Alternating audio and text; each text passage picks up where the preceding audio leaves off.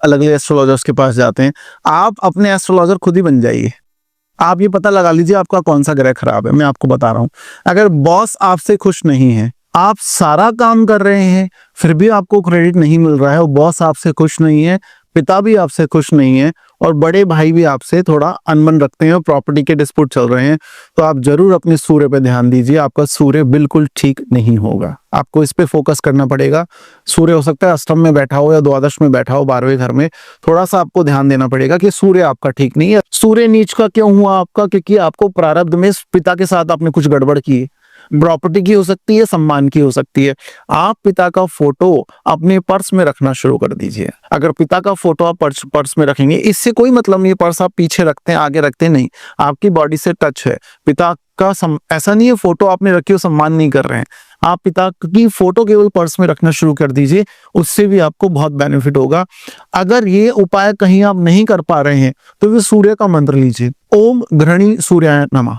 घृणी, ओम घृणी सूर्याय नमः, ओम घृणी सूर्याय नमः। इसको आपको 11 बजे से पहले पहले जपना पड़ेगा। मॉर्निंग में 11 बार, 21 बार, 27 टाइम्स, 54 टाइम्स और 108 बार। चंद्रमा, कई बार ऐसा होता है हमारे पास काफी सारे कॉल आते हैं कि पंडित जी, आचार्य जी, हम तो बहुत अच्छे हैं, हमारी मदर ही हमें डांटती रहती है, हमारे फादर हमें डांटते रहते हैं। तो माता से अगर अनबन है, आपकी अनबन है, उनकी अनबन है, या आपके शादी के बाद आपकी घरवाली की अनबन हो गई है, मतलब वाइफ की अनबन हो गई है, तो उसमें फिर चंद्रमा आपको देखना पड़ेगा कि आपका चंद्रमा कैसा है। हो सकता है पहले दशाओं में अच्छा हो, अब खराब हो गया है, ये शनि की दृष्टि उस पर ठीक नहीं आ रही है। अगर आपको कोल्ड कफ ज्यादा रहता है, अगर आपको चेस्ट इन्फेक्शन हो जाते हैं, अगर आपको नई नई हार्ट की कोई डिजीज आई है अभी, या आपका हाथ कांपने लगता है या आप घबरा जाते हैं जल्दी, तो चंद्रमा पे फोकस करें आप। चंद्रमा आपका ठीक नहीं होगा। फिर चंद्रमा अगर नीच का हो जाए तो व्यक्ति को बहुत तरह की बीमारियां आ सकती हैं। हार्ट का प्रॉब्लम आ सकता है, उसको टॉन्सिलाइटिस का प्रॉब्लम आ सकता है, लंग्स का इन्फेक्शन जैसे आपने कोरोना में देखा, ये सब आ सकता है। माता की सेहत खराब हो सकती है। अगर चंद्रमा आपका खराब हो गया है तो सबसे पहले तो आप अपने बेडरूम के नॉर्थ में एक पूर्णिमा के चांद की फोटो लगाइए। जो पूर्णिमा का चांद होता है ना, गोल, बिल्कुल फ्रेश, अच्छा दिखने वाला, तो उसकी फोटो आप नॉर्थ में लगा लीजिए। उस तरफ पैर करके नहीं सोना है, आप वेस्ट में अपने पैर कर लीजिए, ठीक है, वो ज्यादा बेटर होगा। उस तरफ पैर करके नहीं सोना है। शादी भी जल्दी होगी, आप शांत भी रहेंगे, फेस भी ग्लो करेगा आपका, और माता से कनेक्शन अच्छा रहेगा। कौन सी माता से? लौकिक माता से भी और परालौकिक माता से, ये दोनों से कनेक्शन अच्छा रहेगा।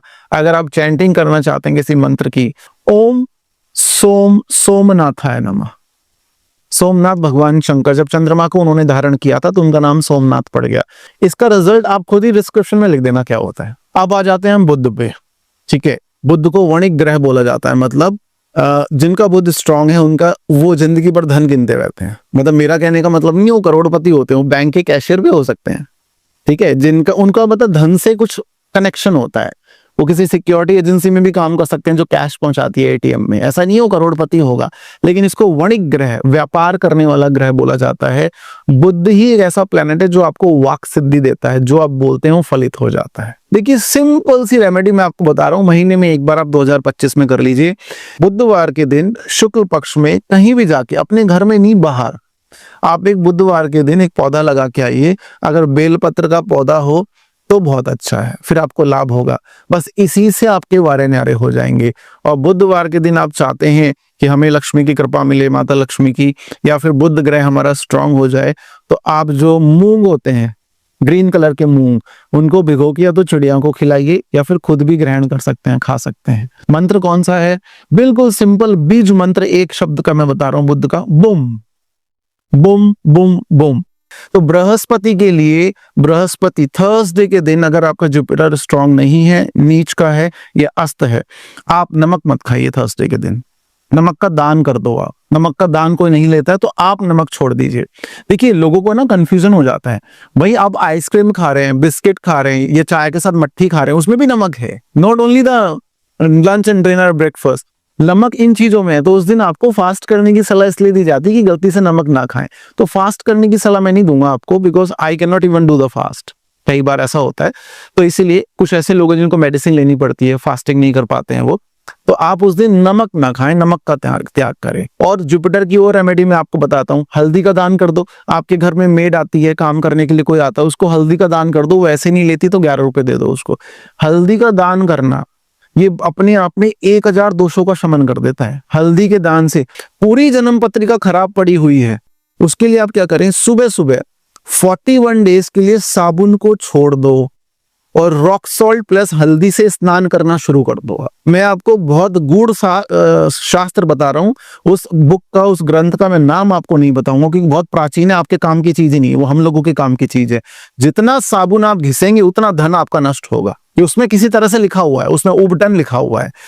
जो व्यक्ति 41 डेज के लिए साबुन का त्याग करता है और वो हल्दी, चुटकी भर हल्दी, 5 चुटकी हल्दी और कम से कम 2 टीस्पून, टेबल स्पून नहीं, रॉक सॉल्ट डाल के स्नान करता है, उसको जबरदस्त बरकत मिलती है। डेली उसकी ऑरा क्लीन होती है, क्लींजिंग होती है, उसकी थॉट्स आते हैं और उसका लॉ ऑफ अट्रैक्शन बहुत अच्छे से काम करता है। मेट्रो में आप बैठे हैं, आप कुछ नहीं कर रहे, किसी लड़की ने आपको डांट दिया, किसी लेडी ने आपको डांट दिया, ठीक है, कोई आपके ऊपर किसी ने कोई आक्षेप आरोप लगा दिया, कोई ब्लेम कर दिया, आपको बहुत बुरा लगा, सैड लगा, ठीक है।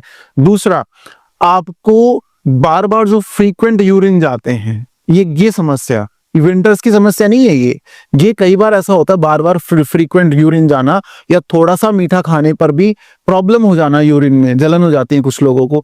या फिर जो मैंने बताया कि लड़कियां आपको कुछ बोल देती हैं, डांट देती है, सुना दिया, आपकी कोई लेडी टीचर है उसने आपको डांट दिया बिना किसी रीजन के। भाई अगर स्त्रियों से आपकी नहीं बन रही हैं और आपको यूरिनेशन में प्रॉब्लम आ रही है तो शुक्र आपका गड़बड़ है, शुक्र पे आपको काम करना पड़ेगा। शुक्र की सबसे अच्छी रेमेडी है आप अपने चरित्र को अच्छा रखें, और ये साहिल जी बहुत टफ है आज के टाइम पे करना।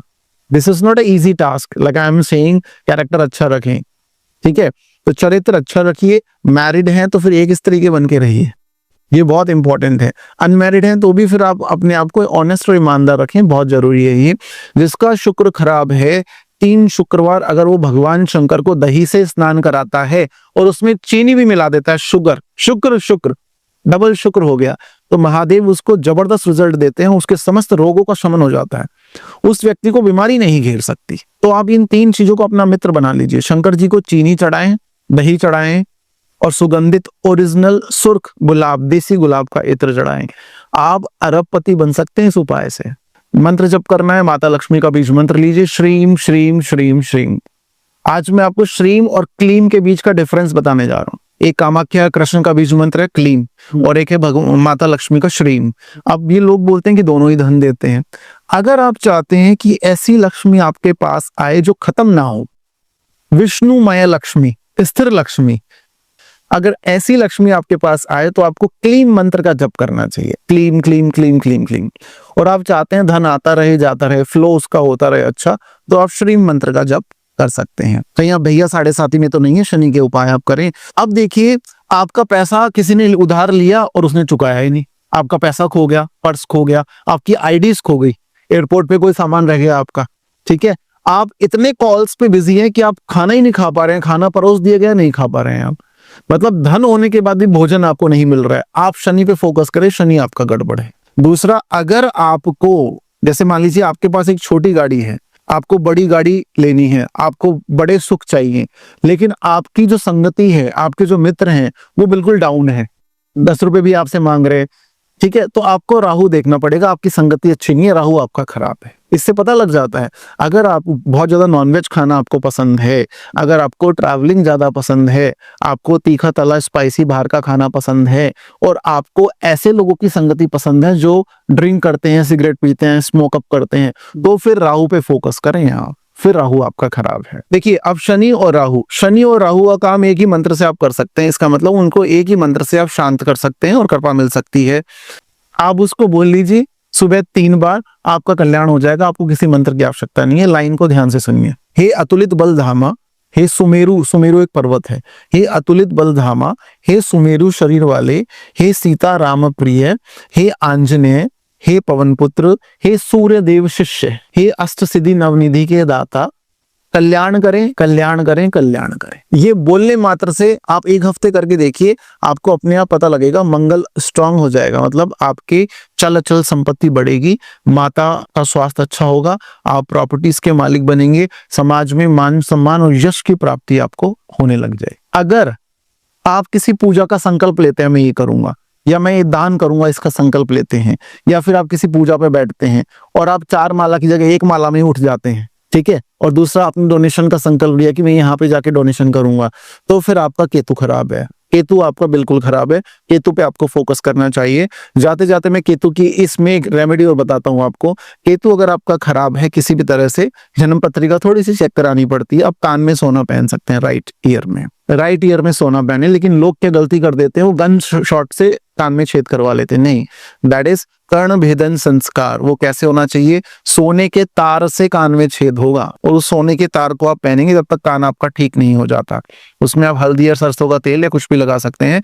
उसके बाद आप उसमें एक बाली कान की पहने, थ्रेड नहीं होना चाहिए, वो उसमें डायमंड नहीं होना चाहिए, बाली पहने आप, और वो ठोस होनी चाहिए अंदर से गोल, ठीक है। इससे आपका केतु जबरदस्त हो जाता है और केतु राजयोग भी देता है, स्टेबिलिटी देता है, योगा मतलब मेडिटेशन में अच्छा बनाता है, प्राणायाम में अच्छा बनाता है।